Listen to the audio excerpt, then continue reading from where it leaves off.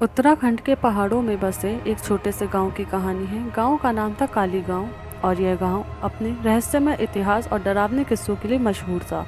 कहा जाता था कि इस गांव में एक तांत्रिक, जिसे लोग काले बाबा कहते हैं, अपनी तंत्र विद्या से आत्माओं को बुलाने और उनके साथ संपर्क करने का दावा करता था। गांव के बाहर जंगल के घने हिस्से में एक टूटी फूटी झोपड़ी थी। काले बाबा वहीं रहते थे। झोपड़ी के चारों ओर खोपड़ियाँ और हड्डियों से बनी मालाएं टंगी रहती थी। लोगों का कहना था कि बाबा रात में अजीब मंत्र बुदबुदाते हैं और उनके चारों तरफ चमगादड़ मंडराने लगते हैं। बाबा गांव में हमेशा कहते, जो मेरे नियमों का पालन करेगा उसकी ज़िंदगी में कोई बाधा नहीं आएगी, लेकिन जो मेरे खिलाफ जाएगा वह शापित हो जाएगा। गांव के लोग बाबा से डरने लगे थे। कई बार गांव के पास से गुजरने वाले लोग गायब हो जाते थे। उनका कभी कोई सुराग नहीं मिलता। गांव के कई बुजुर्गों का कहना था, यह सब काले बाबा की तांत्रिक विद्या का असर है। गांव में हर किसी को यह सख्त हिदायत थी कि रात के वक्त कोई भी बाबा की झोपड़ी के पास ना जाए। एक दिन गांव से एक युवक आया। उसका नाम अर्जुन था। अर्जुन शहर से रहने आया था और तंत्र मंत्र जैसी बातों का विश्वास नहीं करता था। उसने गांव में लोगों की बातें सुनी, लेकिन उन्हें अंधविश्वास कहकर टाल दिया। अर्जुन ने ठान लिया था कि वह बाबा की असलियत सबके सामने लाकर रहेगा। एक रात अर्जुन ने हिम्मत जुटाई और अकेले ही बाबा की झोपड़ी की तरफ चल पड़ा। जैसे ही वह झोपड़ी के पास पहुंचा, उसे अजीब आवाजें सुनाई थी। झोपड़ी के अंदर एक लाल रोशनी चमक रही थी।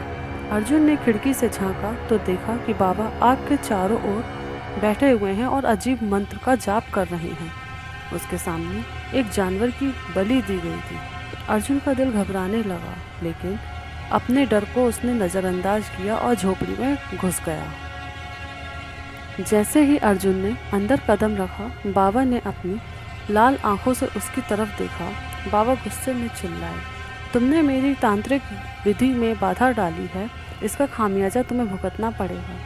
अर्जुन ने हिम्मत दिखाते हुए कहा कि तुम जैसे ढोंगी लोगों को मैं बेनकाब करके रहूँगा। बाबा ने जोर से हंसते हुए कहा, तुम्हें नहीं पता कि तुमने किससे पंगा लिया है। इसके बाद बाबा ने कुछ मंत्र पढ़ना शुरू कर दिया। अर्जुन को लगा जैसे उसके चारों तरफ कुछ अदृश्य शक्तियाँ मंडरा रही हों।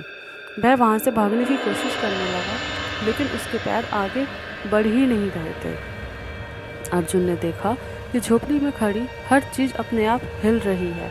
एक खोपड़ी हवा में उड़कर उसकी तरफ आने लगी।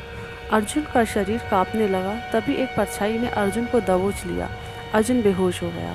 अगले दिन जब अर्जुन गांव में नहीं लौटा तो लोगों को शक हुआ। कुछ गांव वालों ने उसकी खोजबीन शुरू कर दी। वे बाबा की झोपड़ी के पास पहुंचे तो वहां अर्जुन अचेत पड़ा हुआ था। उसकी हालत बहुत ख़राब थी। उसने होश में आते ही कहा, बाबा कोई साधारण इंसान नहीं है, वह एक राक्षस है।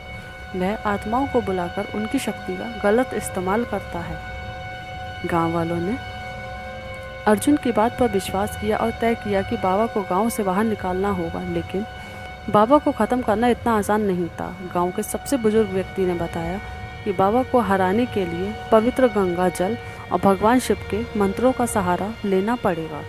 गांव वालों ने मिलकर एक योजना बनाई। एक रात सभी ने हिम्मत जुटाई और बाबा की झोपड़ी पर धावा बोल दिया। सबने बाबा की झोपड़ी को चारों तरफ से घेर लिया।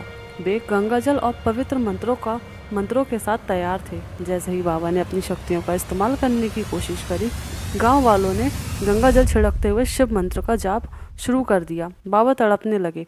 उसकी तंत्र विद्या किसी काम की नहीं रही। अंत में बाबा की झोपड़ी आग की लपटों से घिर गई और उसकी चीखों से उसका अंत हो गया। काले बाबा के अंत के बाद काली गांव में अजीब घटनाएं भी रुक गई थीं।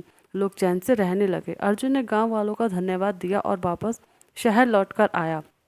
लेकिन काली गांव के जंगलों में आज भी जब रात गहरी होती है तो लोग कहते हैं कि बाबा की चीखें सुनाई देती हैं। शायद उसकी आत्मा आज भी वहीं भटक रही है।